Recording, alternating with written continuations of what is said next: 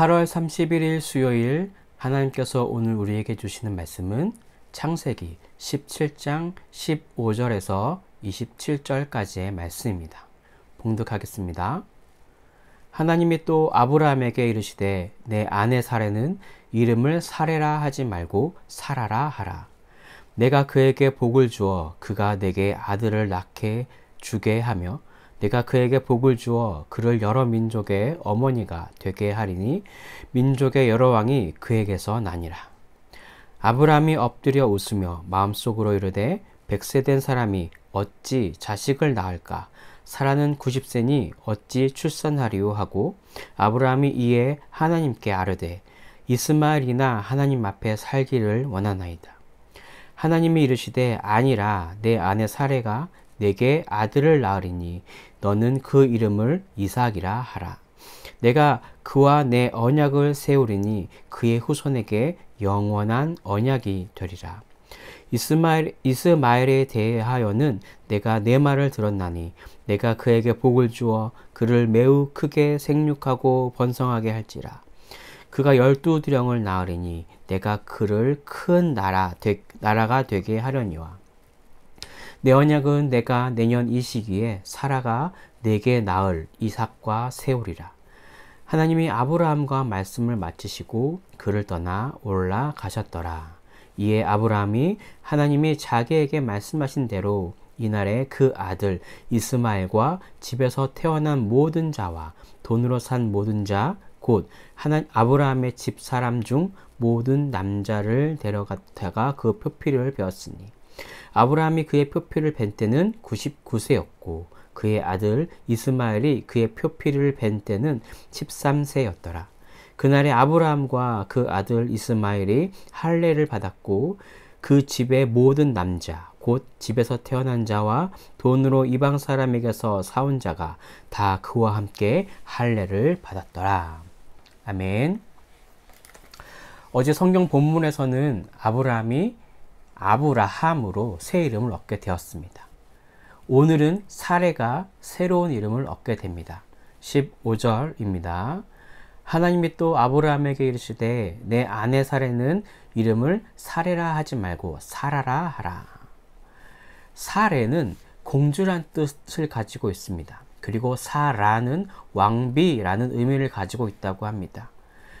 사라 역시 아브라함처럼 새로운 이름을 통해 한 남편의 공주에서 열국의 어미가 되는 왕비로 바뀌게 된 새로운 정체성을 나타내는 것입니다. 그리고 계속해서 보시면 16절에서 아주 분명하게 하나님을 말씀해 주십니다. 사레에게서 아들을 낳아 그가 복을 받고 여러 민족의 어머니가 되게 하신다는 그것을 원하신다는 것을 말씀하고 계십니다. 16절 읽어보겠습니다. 내가 그에게 복을 주어 그가 내게 아들을 낳아 주게 하며 내가 그에게 복을 주어 그를 여러 민족의 어머니가 되게 하리니 민족의 여러 왕이 그에게서 나니라. 이제는 명백히 하나님의 의지를 강력하게 드러내고 약속해 주십니다. 그럼에도 불구하고 아브라함의 반응을 보시기 바랍니다. 17절입니다. 아브라함이 엎드려 웃으며 마음속으로 이르되 100세 된 사람이 어찌 자식을 낳을까? 사라는 90세니 어찌 출산하리요 하니. 지금 상황은 하나님의 임재 속에 아브라함이 하나님 앞에 무릎을 꿇고 있습니다. 이런 장엄한 상황 속에 아브라함은 하나님의 말씀을 듣고 또 그 약속을 받고 자신과 아내의 새 이름을 받고 있었습니다. 이 얼마나 영광스러운 자리입니까? 하지만 안타깝게도 아브라함의 반응은 스스로 이 상황이 이해되지 않음에 다소 냉소적인 듯한 반응을 보이고 있습니다. 아브라함의 반응은 인간적인 상식으로 어떻게 보면 지극히 마땅한 이야기인 것 같기도 합니다. 이제 할머니, 할아버지가 된 아브라함과 사라는 특히 사라는 이제 폐경기가 지난 나이였습니다. 도저히 믿어지지 않았겠죠. 인간의 상식을 뛰어넘는 말씀에 아브라함은 그저 웃음이 나왔습니다. 우리의 모습도 아브라함과 전혀 다르지 않아 보입니다. 하나님의 임재 안에 직면하고 그 은혜 속에 살고 있더라도 우리는 아브라함처럼 전능하신 하나님을 믿기보다 내가 이해하는 것을 더 믿으려고 합니다. 전능한 하나님의 그 놀라운 일하심을 기대하기보다 우리의 생각으로 하나님을 가두어 버리는 일은 우리의 삶 속에 비일비재합니다. 도저히 하나님의 말씀에 믿어지지 않았던 아브라함은 하나님께 이렇게 아뢰입니다. 18절입니다. 아브라함이 이에 하나님께 아뢰되 이스마엘이나 하나님 앞에 살기를 원하나이다. 이 말은 하나님 그냥 이스마엘이라도 하나님 앞에 살게 해주세요.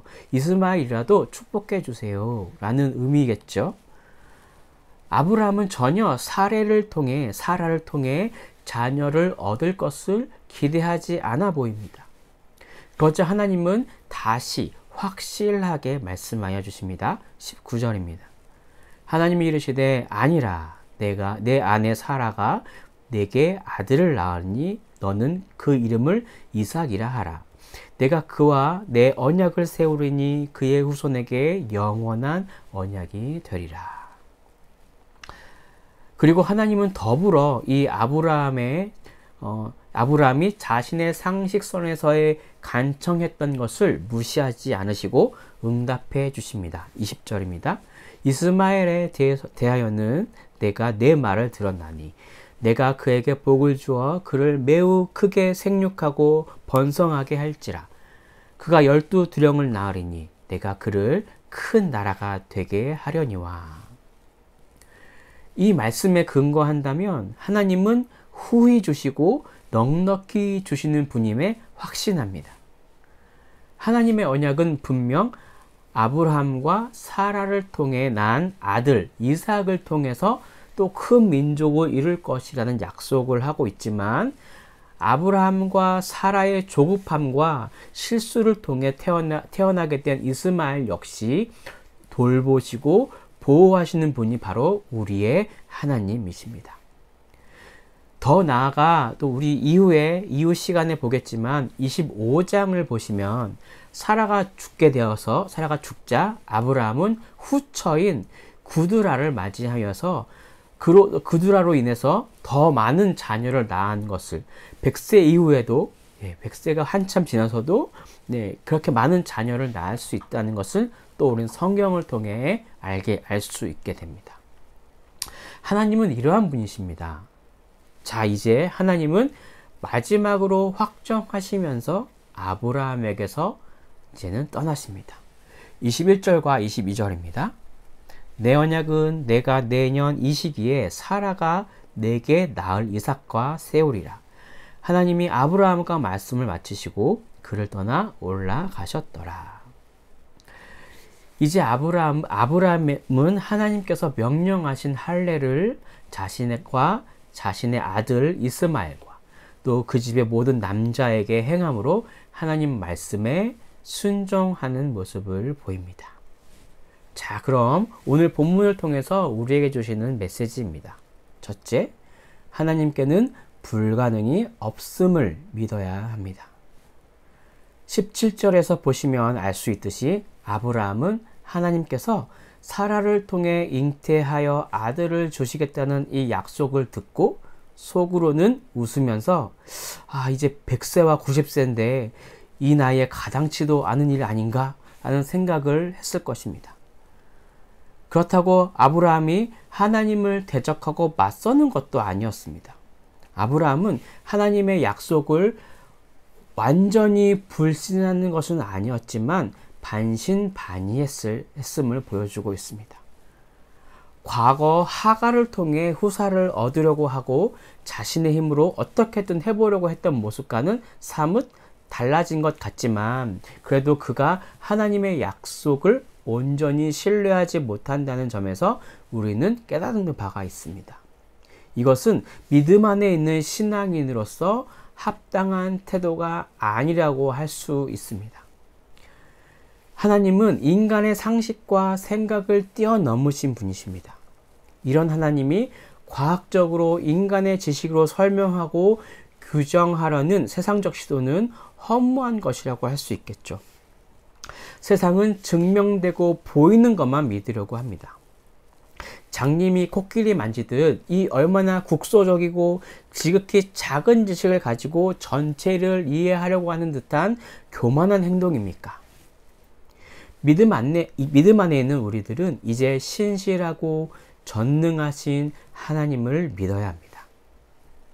그런 하나님께서 내 삶 속에 기적을 행하심을 인정하고 그분께 내 삶을 맡겨야 합니다.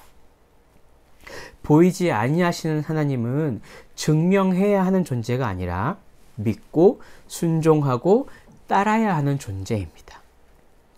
오늘 말씀에 순종하셔서 나의 지극히 작은 지식으로 하나님의 능력을 제한하지 않고 하나님의 약속을 믿어 그의 성취를 경험하는 것은 물론 우리에게 불가능한 것으로 여겨지는 것일지라도 하나님 앞에 나아가 하나님께 구하여 응답받는 신앙생활을 하기를 바랍니다. 자, 두 번째 주시는 메시지입니다. 둘째, 믿음으로 즉각적으로 순종해야 합니다. 하나님이 말씀을 마치시고 떠난 후에 아브라함이 어찌 행동을 하고 있나요? 아브라함은 자신의 일상으로 돌아가기 앞서 하나님이 말씀하신 것을 지체하지 않고 바로 실행에 옮깁니다. 22절과 23절을 다시 살펴보면 하나님이 아브라함과 말씀을 마치시고 그를 떠나 올라가셨더라. 이에 아브라함이 하나님이 자기에게 말씀하신 대로 이날에 그 아들 이스마엘과 집에서 태어난 모든 자와 돈으로 산 모든 자, 곧 아브라함의 집사람 중 모든 남자를 데려다가 그의 피를 베었으니. 23절에서 이에라는 단어와 이날에라는 단어를 보더라도 아브라함이 얼마나 신속히 그 말씀을 따라 할례를 실행했는지 알 수 있습니다. 믿음의 조상 아브라함도 물론 실수를 하는 사람이었지만 이런 실행력은 분명 우리도 배워야 할 모습입니다. 물론 이때의 아브라함은 하나님의 음성을 직접 들을 수 있었지만 오늘날 우리에게는 하나님의 말씀이 기록된 형태로 주어집니다. 예배하시다가 말씀을 읽다가 기도하시다가 하나님께서 내게 주신 말씀이라고 느껴지셨다면 지체 말고 바로 순종합시다. 우리는 아주 자주 지금 이 순간을 미루다가 또 결국 잊어버리고 그때 어떤 말씀이셨지? 라고 생각이 나지 않아서 그냥 넘어가는 경험들은 모두가 하셨을 것입니다. 이런 연약함에서 벗어나는 가장 좋은 방법이 즉각 순종하는 것입니다. 지체하지 말고 말씀에 순종합시다. 여러분의 즉각적인 순종은 자신뿐 아니라 내 가족을, 내 이웃을 살립니다.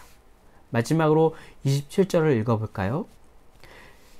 그 집의 모든 남자, 곧 집에서 태어난 자와 돈으로 이방 사람에게서 사온 자가 다 그와 함께 할례를 받았더라. 지금 이 순간 어떤 생각이 떠오르시나요? 그 생각이 떠오르신 분 계시다면 즉각 순종함으로 행동하고 진행해 봅시다. 그렇다면 후히 주시고 넉넉히 주시는 전능하신 하나님께서 하신 언약이 성취되는 인생을 경험하게 될 것입니다. 그렇게 되시는 성도님들 되시길 간절히 기도하겠습니다. 함께 기도하겠습니다. 하나님의 사랑과 은혜가 충만하신 주님, 또 우리가 순종할 것에 대해서, 또 우리가 즉각적으로 반응할 것에 대해서, 또 우리 주님이 전능하신 우리 주님에게는 능치 못한 일이 없음을 이 시간에 알게 되었습니다. 하나님, 우리가 이것을 믿음으로 내 마음속에 새길 수 있도록 인도해 주시고 우리 삶 속에서 기적을 행하시는 그 하나님을 바라보며 또 그렇게 행하실 것을 기대하는 마음을 가지고 우리가 살아갈 수 있도록 인도해 주셔서 우리의 삶이 정말 하나님이 나와 함께 하시는구나, 나와 동행하시는구나를 경험할 수 있는 그런 우리의 삶 그런 또 우리의 믿음이 될 수 있도록 인도하여 주십시오.